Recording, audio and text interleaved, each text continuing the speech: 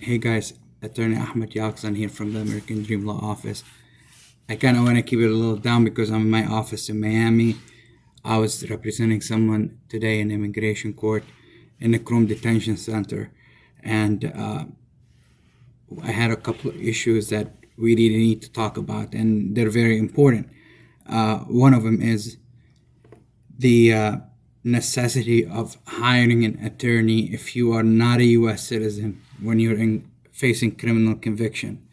And number two, hiring an attorney to go with you to immigration proceedings if you actually have a criminal issue that led to your placement and removal proceedings. So the first thing that I wanted to talk about is having an attorney, an immigration attorney, if you're not a citizen and you are facing criminal charges. There's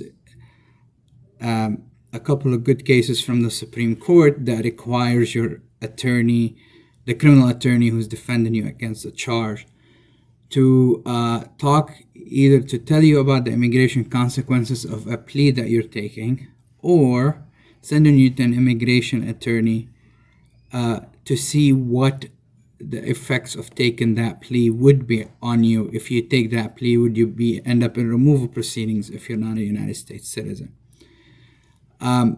That's Padilla v. Kentucky. So a lot of times I get a lot of clients who are in removal proceedings and, my criminal attorney told me to do 1, 2, 3, 4. I didn't know any better. Why would I take a plea if it's going to end me in removal proceedings?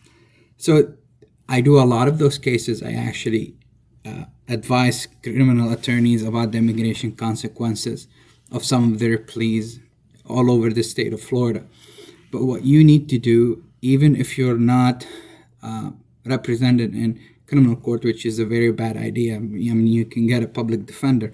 Even if you have a public defender, have someone, ask them if they know someone who would be able to help you decide whether you should take that plea or not, because it's going to really cost you at the end. I'm still amazed that some criminal attorneys do not actually do that as a habit, because it could end you in big trouble down the road, because your client can actually go and file what's in Florida called a 3850, which is a motion to set away the plea, because they didn't actually tell you about the immigration consequences. And I have friends who specialize just in doing 3850 motions. The second part is how important it is to have an immigration attorney with you since the beginning. I know it's expensive. I know getting a good attorney is expensive. I understand all of that. But if you actually were facing the death penalty, you would want someone to be with you where you end up getting the best advice. And unfortunately for a lot of my clients, removal is an actual death penalty. I mean, they haven't been in their country for a long time or anything like something like, if they have all of these threats to their life. They don't know anyone in that country. Being there, they've been here since they were 5 years old, and now they have to go to another country.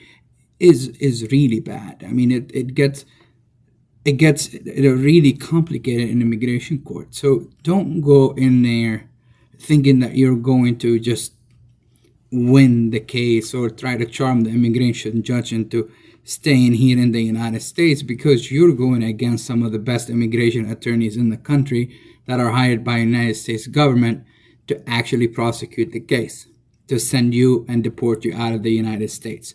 So if you just go there thinking that you're just going to wing it, it really is not worth it, because you're going to end up deported if you don't have any sort of relief that's apparent.